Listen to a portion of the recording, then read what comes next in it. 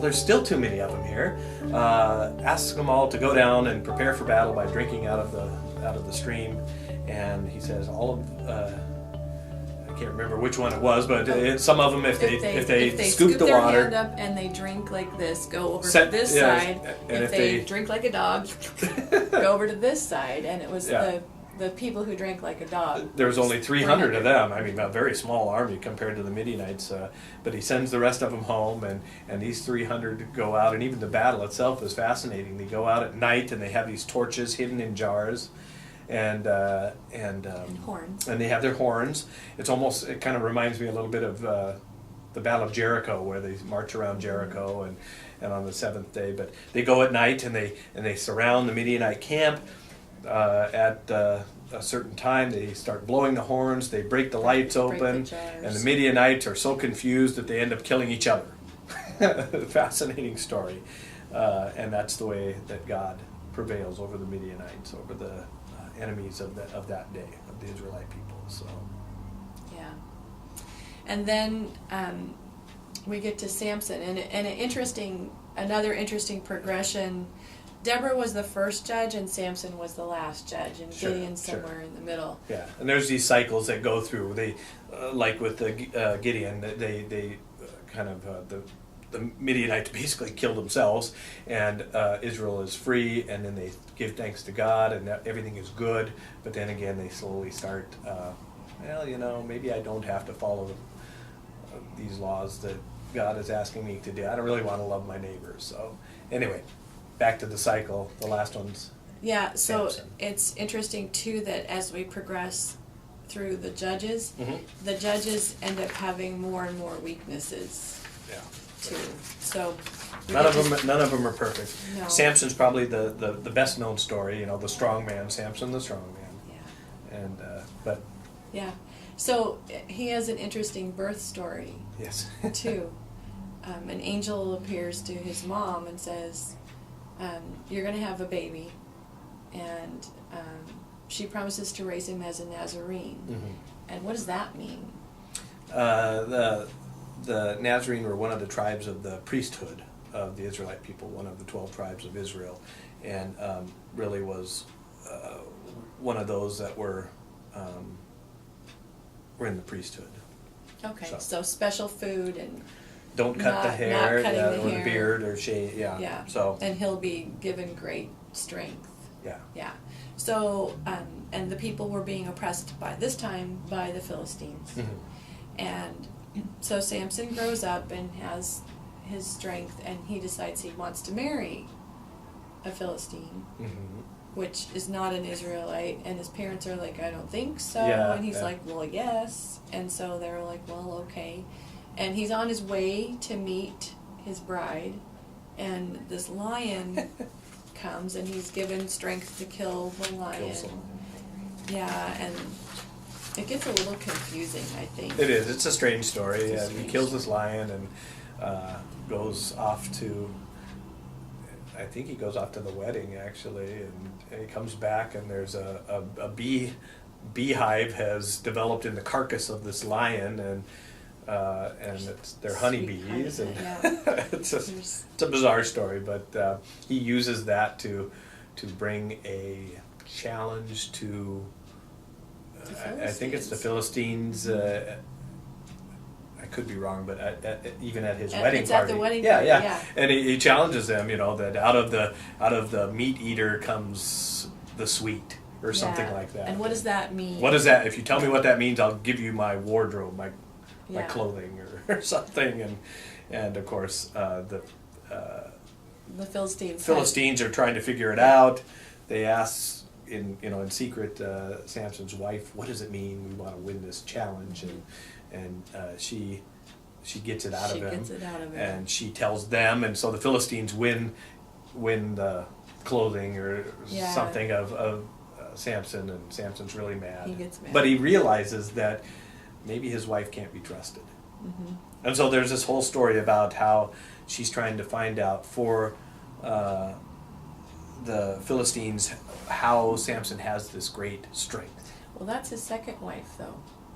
That's Delilah. Oh, that's right. That's Yeah. right. See, it is a confusing It is story. confusing, I know. So he does. So he's got. That's right. He You're gets right. mad at the wedding feast, and he ends up.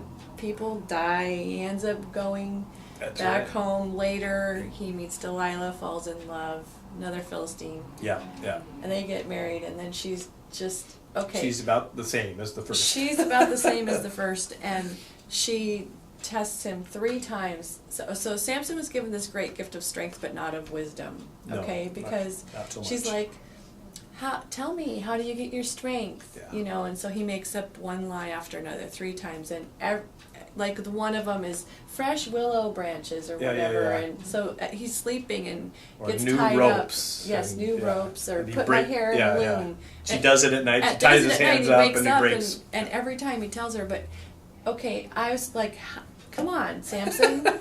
Come on. And then I'm thinking about this. You know, you go to the store with your kids or whatever, and they're like, Mom, can I please, please, please, please, Yeah, please, yeah, please, please, yeah. please, please, please, please. And it says that she nagged and nagged and nagged and nagged him until he couldn't stand it any longer. I get that. Yeah. You know, so he's like, fine. I'm a Nazarene. I've strength is since from my birth I hair. haven't cut my hair, and that's part of the covenant with God. And Yeah. so she cuts his hair. Yeah, they cut his hair, he's captured, they make him blind so Yeah. he can't see, and then they decide to throw this huge party To mock him, to mock basically. him. Yeah, But for what the capture. they weren't paying attention, his hair was growing back. And so while all of the leaders of the Philistines and 3,000 people were in this big temple, temple, Yeah.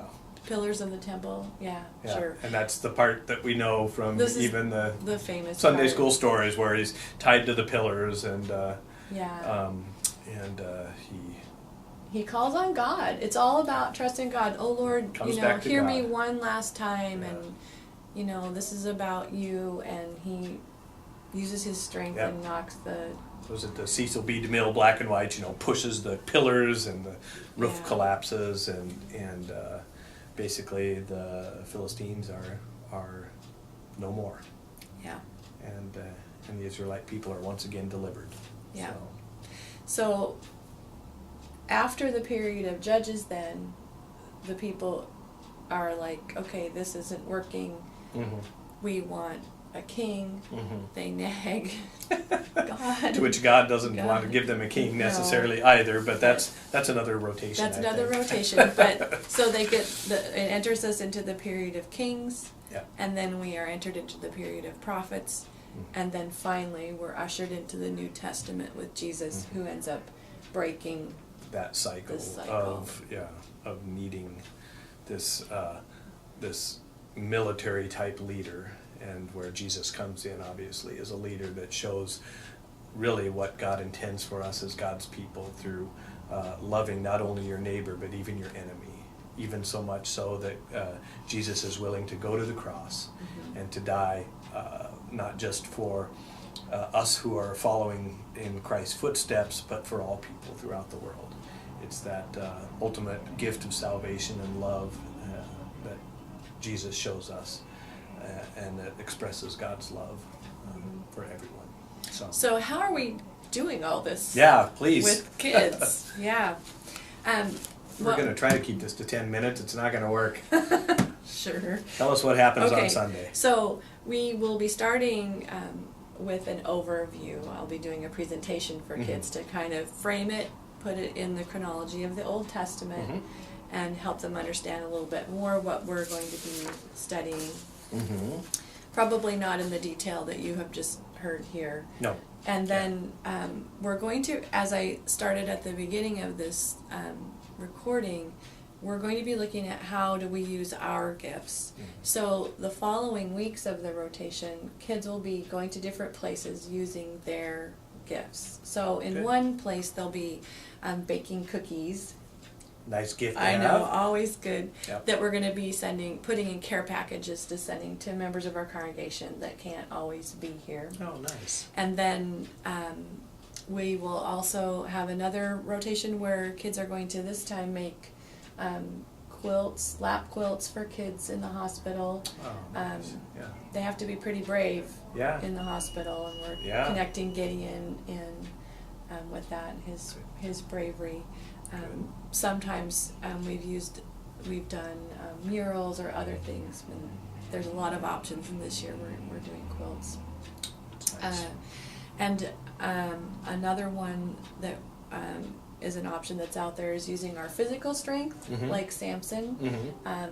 to maybe do chores and help people, or polish pews, dust pews, or wash the toys in the preschool, or Okay. pick up trash, or plant flower bulbs, or Sure. there's lots of different ideas Sure. that people have for that. And then the fourth one, It's the did care care. package. Oh yeah. For So college kind of students, right? the cookies and the care packages kind of go together, but they'll make cookies on one Sunday and package them into care packages I another. gotcha. So they're putting Okay. their faith into action. Nice. Yeah. Wonderful. So it'll be good. Yeah, it's going to be a wonderful rotation again, and It's always interesting to me that kids really remember that cycle part. Yeah. And I just want to close with that again. So the people go astray. There's hard times. They turn from God. There's hard times. They cry out for help. mhm. Say, we're sorry. Help us, help us. God sends help in the form of a judge who Mhm. redirects them back. To God. And then things go well. The judge ends up dying Yeah. at the end of their life, or whatever natural causes, I don't Sure, know. sure. Anyway, but whenever the judge dies, people forget, Mm-hmm. and they go astray again, and that cycle repeats over and over Yeah. again. And I think the gospel really in that those Old Testament stories, and for us even now today, is that God always is there to. Yes. I mean, God. My dad used to have a saying that God's love and forgiveness is much stronger than our stubbornness and our our ability to reject God and walk away. God's forgiveness and love and welcoming back is always stronger than that could ever be in us. So That's a powerful yeah, message. it's a wonderful thing. So we'll see you all in church and Sunday school. At Sunday school, and have a blessed rotation. Thanks. All Thanks, right. Pastor Doug. Okay.